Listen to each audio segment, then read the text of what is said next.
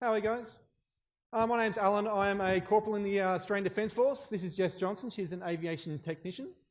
So I've been in the Army for 18 years, just to give you a bit of an example of how long I've been around in the military, serving the country. Jess has served for 13 years in the Air Force. We're here to talk to you about the communications and IT in the military and also other trades in the military. Button.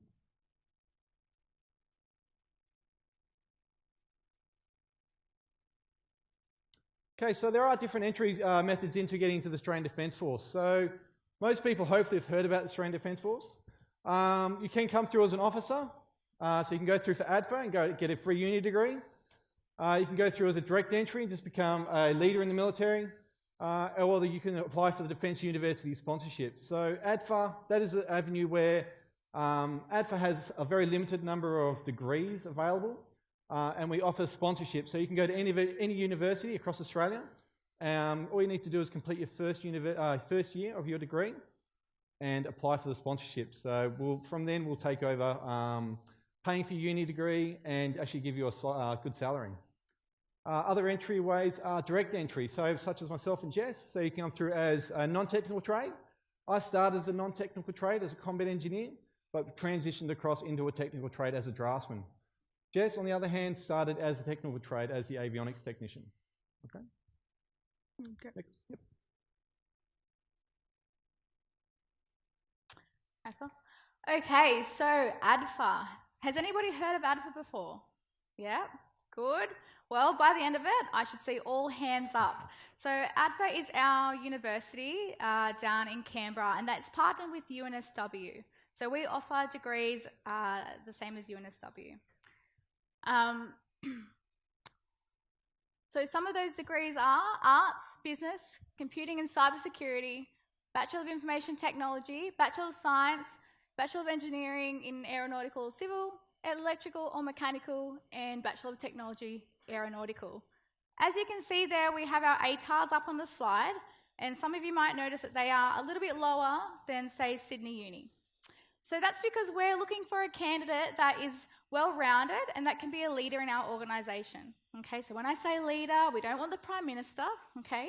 We just want somebody that is going to have some good qualities and have the ability to be a leader in our organisation that we can mould, okay? ADFA is a fantastic opportunity. Like Alan mentioned earlier, we will pay for your HECS, okay? So we'll pay for the full degree for you and we'll also give you a wage while you're down there studying. Okay, so you're not out at uni and you're trying to work at Macca's at the same time. You're going to be nice and supported down there. Applying to ADFA is a parallel application, so you'll apply through UAC as well as coming through Defence Force recruiting and applying through us. If anyone is considering ADFA, I highly recommend that you start applying at 16. Okay, if you're in Year 12 now, it's not too late. Please do come and have a chat to one of us or give 13 1901 a call or jump into Defence Jobs and start your application now. If you are looking at it in the future for anyone in Year 9, 10, 11, start your application when you're 16, okay? It is a long process. We do want you to get through the process before you have to really start knuckling down for the HSC. It'll make it easier for you. Yep, like I mentioned there, you'll live on campus, okay? You'll have access to food, physical recreation, so gyms, there's lots of pools, everything like that down there. We also have the ADFA Education Award, so if you are lucky enough to get that, you will win a laptop.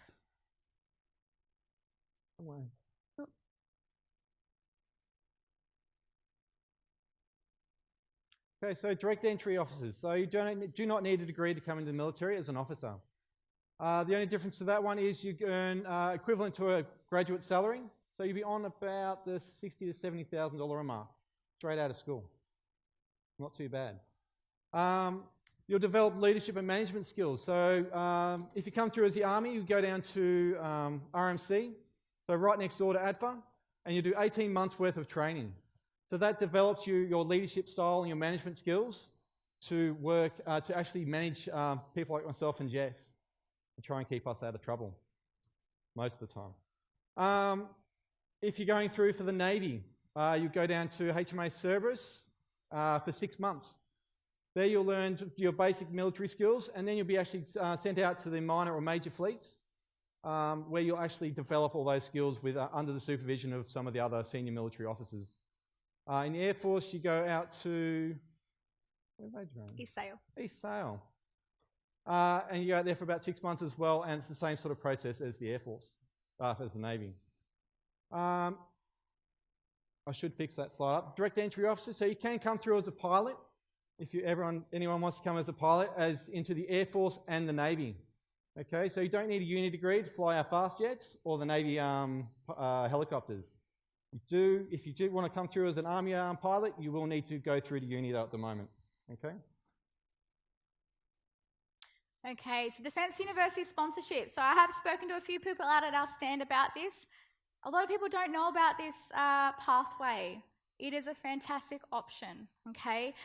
So what that is if you, say, want to get a degree that we don't necessarily offer down at ADFA, but we will use for a job later on, doctor, lawyer, physiotherapist, radiographer, anything like that, we still will look and accept you through Defence University sponsorship, okay? So what that is, you finish school, you get your ATAR and you apply to, say, UTS. You get into UTS and you finish your first semester, you come and supply us your degree and your transcripts and say, this is how well I went in my first semester. And from there, you go through our process, and if you are successful in a position, you will then get to stay at the university that you've gotten into. You stay in civilian clothes, okay? We will then pick up the rest of your HECS and sponsor the rest of your degree. Gets better. Whilst you're studying at UTS in civilian clothes, we'll pay you a wage to study, okay? So once again, you're not out at Macca's trying to work and do well at uni, okay? You'll be able to have the time to really focus on your studies and do well at uni. Once you finish your degree, you have a guaranteed job at the end of it, okay? You'll come into defence and you'll serve for us. However long the sponsorship that we give you that's how long you work for us in time plus 1 year. So if we sponsor you for 3 years, you'll come and work for us for 4 years. 3 plus 1. Okay.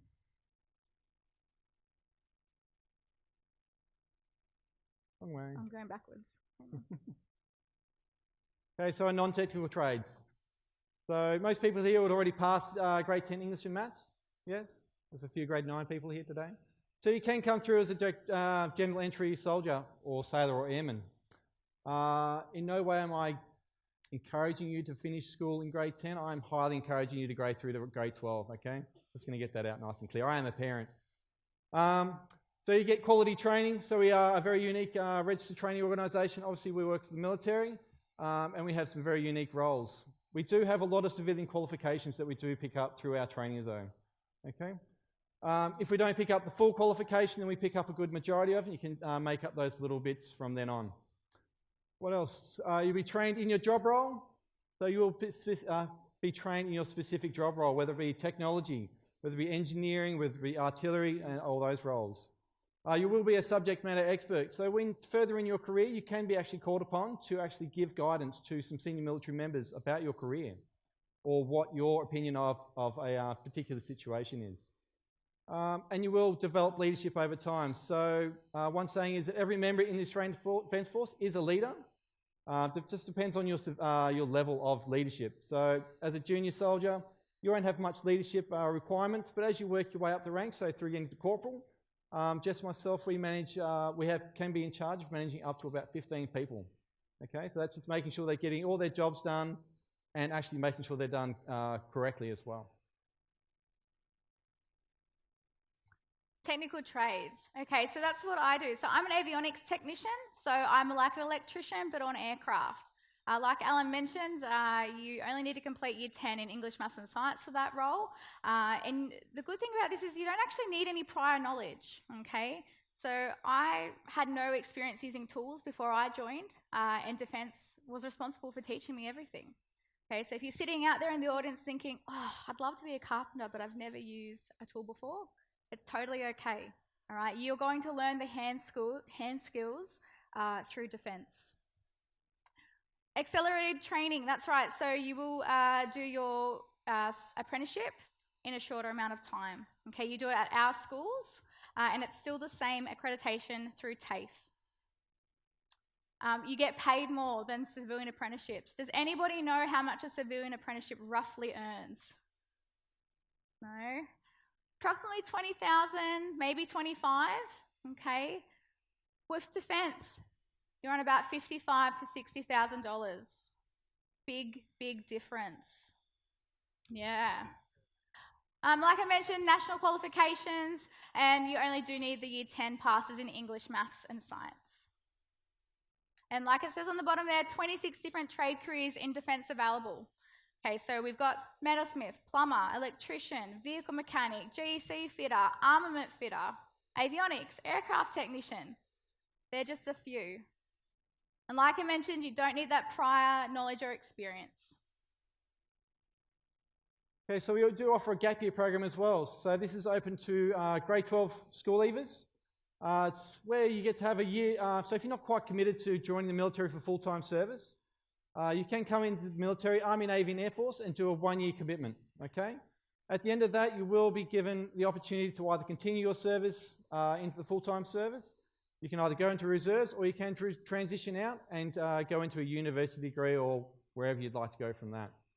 It is very competitive for this role, okay? There are about 300 positions across the military, across the 3 services, and we have a lot of applicants. So if you are looking at, if you're not quite sure what you would like to do next year, and you think the military might be an option, I would highly encourage you to put your application in tonight, just so you have a chance of going through. If later on you decide, no, I'll go to uni next year, we're more than happy for you to withdraw it and continue on where you'd like to go. But it's good to have a horse in the race, if you want to put it that way. So just one thing else on gap year. So like Alan said, it is for the 1-year tenure, okay? Through that, you're going to be housed, okay? You're going to have food, and we're also going to pay you a really good salary, approximately $50,000, okay? You're going to make some fantastic friends for life and some experiences that you've never even thought of or dreamed of before, okay? You will have the chance to travel, okay? You will travel through Australia, mums, dads, teachers. We're not going to send them overseas. And you will have the full medical and dental benefits whilst you're serving in the gap year. Again, anyone that is a parent or a teacher or an employer, they're going to really like the fact that you're going to be able to put military service on your resume, okay? We're going to teach you how to iron a uniform, be punctual, be on time, okay? That will be very impressive for your future employers. ADF reserves. So we do have reserves in Navy, Army and Air Force, okay? So for Navy and Air Force, they're more specialised roles, so doctors, lawyers, etc. Army do have the most the most roles. Like it mentions there, over 60 roles. So this might be, if you're just not too sure or you can't commit fully to full-time service, you have the option of doing part-time, okay? So what that consists of is 35 days a year, okay? And what that can be made up of is a Tuesday night, 1 weekend a month, or up to 2 weeks a year to give us that minimum of 35 days. Your salary will be tax-free, okay? That's pretty good. You'll get to gain all those leadership qualities and all the fantastic experiences that military can give you. And once again, it's a benefit for any future employer. Okay, so if anyone is considering university after school and you'd like to get a taste of what military is like, reserve is a good option. Okay, you'll be able to learn about the military, get some experience, get some tax-free money whilst you're studying.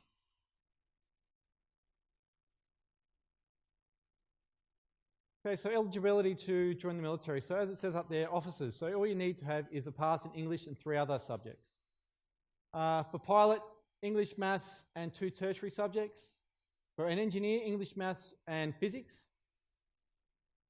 General entry passes in English and maths in year 10. And for trades, English, maths and a science. So it's not terribly difficult. Most people should be going hopefully through to year 12.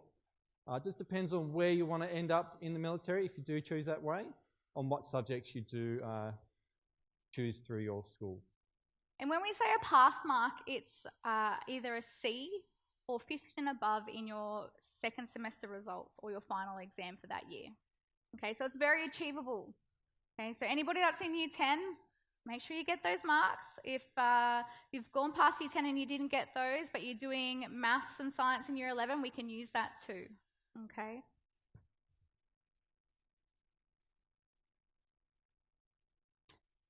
Yep. Okay, so we do offer, so we have talked to a few people today about the different roles in communications and IT. These are just a few of the roles that we do offer. Go to the next.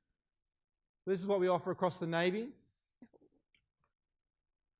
Okay, we won't talk too much into these. If you have got an interest into these, I would highly encourage you to jump on Defence Jobs and research these roles. There is quite a lot of information about what these roles will be requiring you to do, what their job role is, and how you'll be trained. Okay, the Army one's next. So just the 3 across the Army, should be a couple more, that's all right. And next role would be the Air Force ones as well. Okay. There is scope at the moment, so we got notified yesterday by our senior military member. He came and gave us a brief at our work. We have new opportunities available that are in the cybersecurity. So we don't actually have those positions available today, and we won't have for a couple of years. They are very much in their infancy, but there are something, if people do like the cybersecurity, that is an option for you potentially in the next couple of years to go into. So as we've seen just across those 3 slides, there are some very heavily IT and communication roles that Defence offers. But overall, Defence, every single role uses some form of IT and communication. Okay, so when you think about it and you break it down, for me, for example, as an avionics technician, I use computer systems and they are there to help me track the work that I've done. Every component that's on an aircraft has lifing or man hours. Those things need to be documented through technology systems. Our doctors, for example, all their patients' records are kept on IT and they're all maintained. So every single job in Defence has some relation to IT. It's such a large sector, and with the development of technology these days, it's just growing, okay? If you want to find out more, Defence Jobs is the best place for you to jump onto, okay? So defencejobs.gov.au. You can jump on there and you can search for roles individually, or you can search by category. So if you know that you're interested in IT, you can go into that section and it will bring up all of those job roles, okay? It's a really good resource. You can read about the job and you can scroll down and you can see the education requirements, your pay, your training, how long you'll serve for, things like that. Okay, so this is the process you'll need to go through to actually come through the military. It isn't just a normal job interview because we aren't just a normal employer. So first up, you'll come through, you'll do a U session, so your opportunities are unlimited. This is where you'll see, you'll do an aptitude assessment to see your trainability to join the military. You'll see a nurse as for a quick medical assessment, and you'll see a careers coach like myself and Jess, and we'll talk you through all the paperwork you have need to provide to get you through to your next day.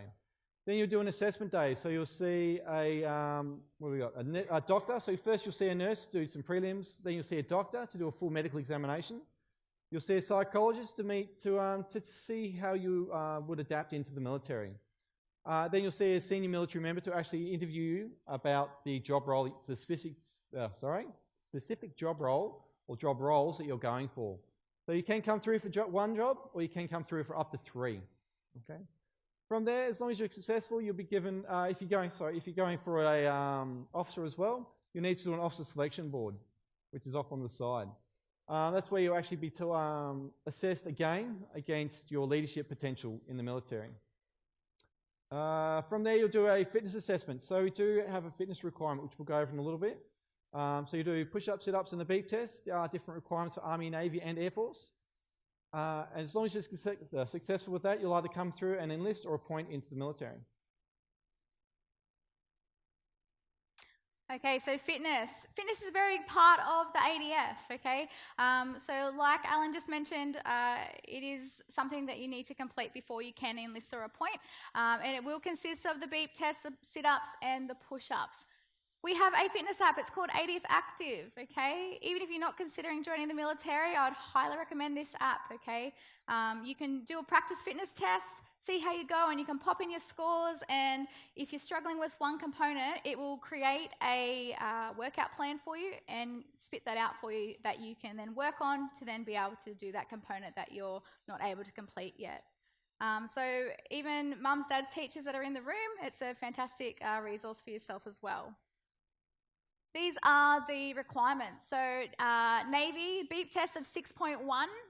Push-ups for males is 15, 6 for females. Sit-ups, 20 sit-ups across the board. Oh, a lot of chatter there. It's not too hard, is it? No, it's very achievable. Air Force, 6.5 for the beep test, 10 push-ups for males, 4 push-ups for females, 20 sit-ups across the board. Yep, just bring it in, guys. Yep. I'll stop. Thank you.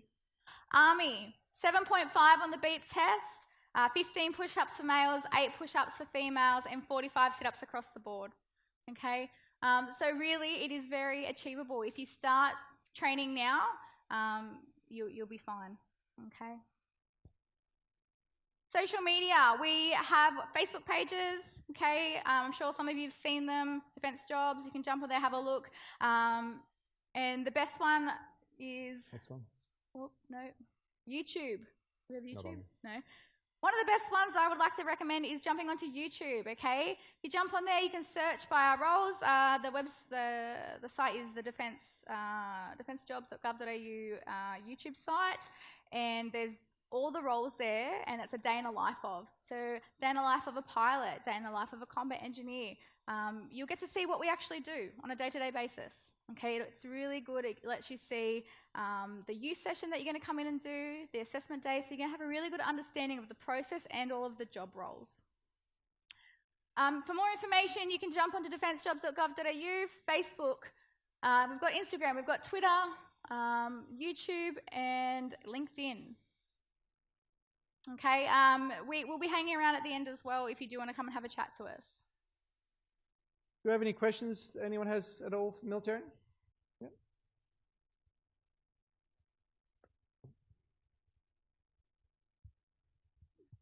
Any mics there? Yeah, coming.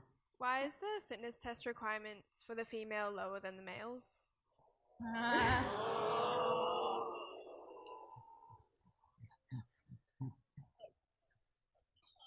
So we find, obviously males and females have physical differences when it comes to strength and things like that. So we do take that into consideration in the military. It's not to say that females can't do that, because I've seen many females come in and they can reach the commando level. Okay, so it is just there to allow females that don't think that they can reach those higher expectations to come in and feel comfortable.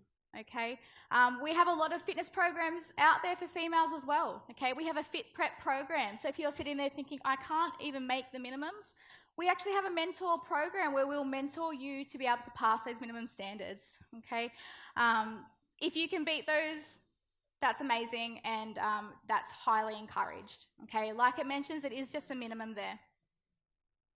Yep. Yep. Even if you're just studying at the with the army and stuff, do you still have to go into combat?